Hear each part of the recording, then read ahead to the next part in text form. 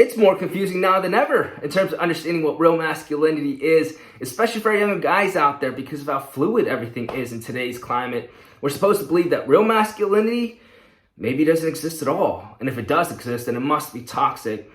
Now, I'm not here to undermine the fact that toxic masculinity does exist in our world, and I agree that it is a very, very bad thing. But I can assure you that real masculinity is not toxic at all. It's not out there to push people around. It's not out there to bully people. It's not out there to dominate or to be aggressive. Real masculinity is all about inner strength and inner confidence that radiates outwards. And I believe that it is so important to have a set of ideals that young men can pursue. And it's in that pursuit that they become high-value men themselves. Stop complaining and be an optimistic problem solver instead. Nothing repels high-value individuals more than negativity, because high-value individuals recognize how precious their mental space is, as everything in their lives stem from a healthy mental space. And you know what the biggest killer of it is?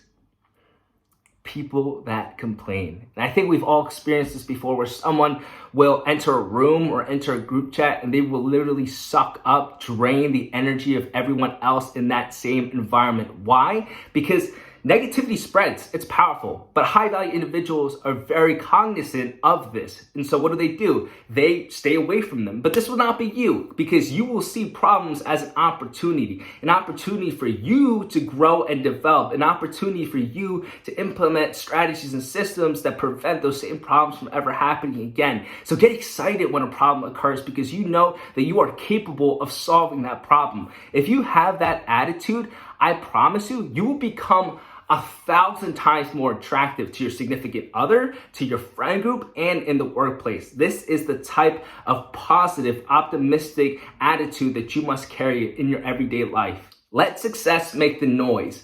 You see, inner strength is quiet and it is calm. It is not out there bragging about its past achievements or telling people how much money it made just to feel better about itself.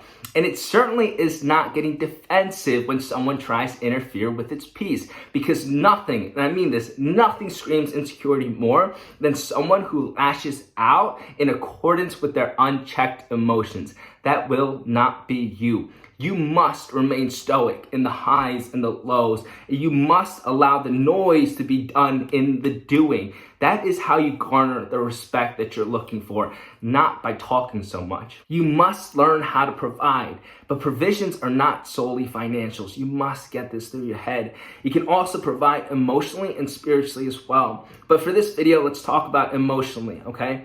You need to be able to provide and hold a safe place in which your significant other can feel and say the things of her heart, her mind, and her soul without feeling judged, shortcutted, misunderstood, or being bombarded. I know we like to do this with logical solutions from the get-go.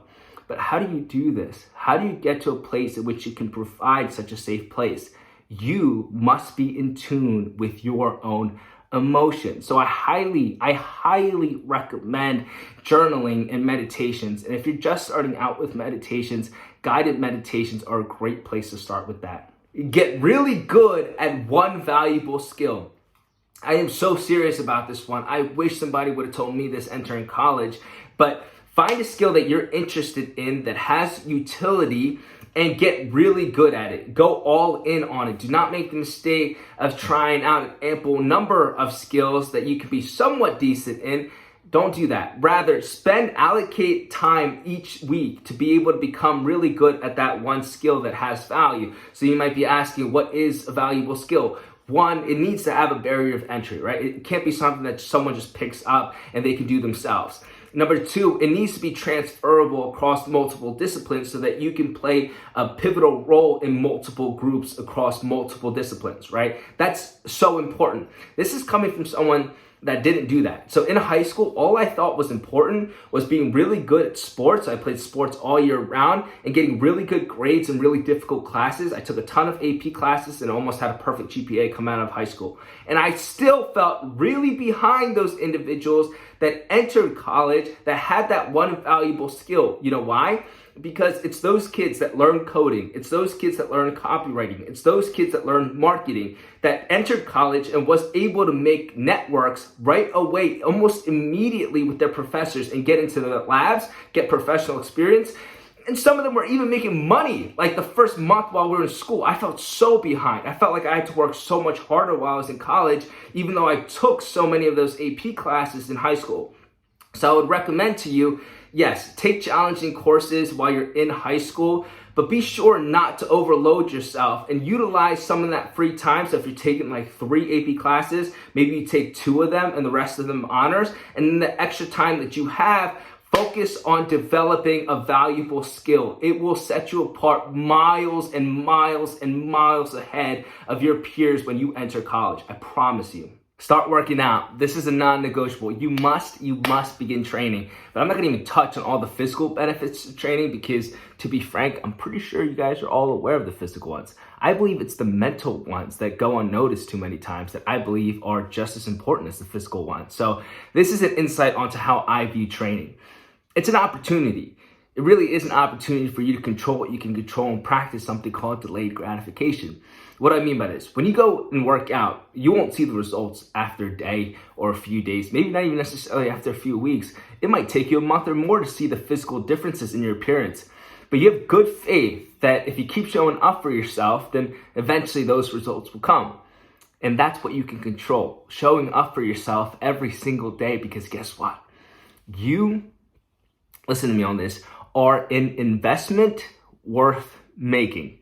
You are. And this is your way, when you go to the gym, of outwardly showing that and showing that also inwardly to yourself, that you're worth the time, the energy, and the effort it requires to go to the gym.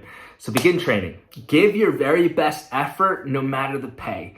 I know that when we're in middle school and high school, it's a lot harder to find high-paying jobs, but that should have no impact on the effort that you put out, because how you do one thing is how you do everything. And also, I'm going to let you in on a little bit of a secret here, but word spreads. It really does. And this is something that you probably won't be able to fully grasp its importance till you're older. But when you do, you're going to thank me because I told you this now.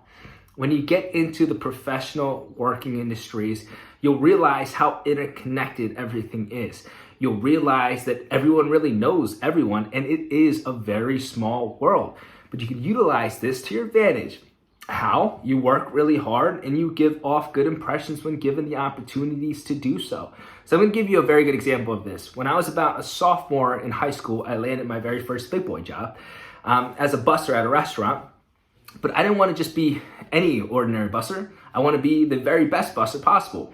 So I worked really, really hard, and that enabled me to get a promotion to the server position much earlier than any of my peers. Now, that was really incredible for me at the moment because of the higher pay. But what I didn't realize, or what I didn't foresee, was the greater impact that would have on my life much later on. So to be a little bit more specific, the manager that I worked underneath at the restaurant wrote me a recommendation letter for my very first internship position, which, by the way, was in a completely different industry than the restaurant one. It was actually in the scientific industry. As many of you guys know, I studied biomedical engineering.